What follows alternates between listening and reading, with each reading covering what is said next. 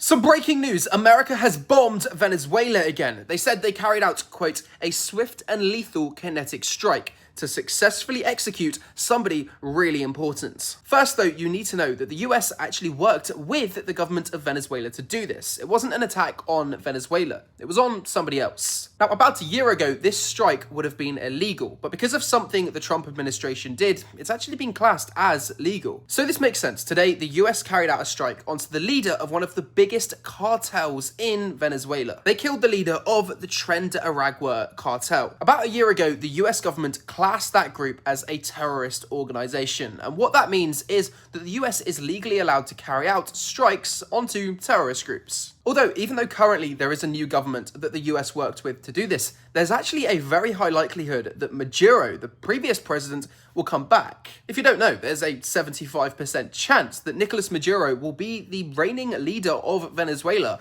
by the end of the year. That's according to Polymarket, a place where you can predict world events. That's because it looks like he might be proven innocent in court. So what Trump appears to be doing here is making the most of controlling Venezuela whilst they do. Obviously, the current government is kind of this US supporting government compared to Maduro, who isn't. So the US today has carried out strikes onto Venezuela and this specific terrorist group because usually they wouldn't be able to do that with Maduro in charge. And with him coming back, or likely to, Trump's making the most of it. Probably a good thing. Leaders of cartels shouldn't really be allowed to walk around. But at the same time, Trump's making the most of it. So we'll see what happens. But for some more global news like this, you can leave me a follow.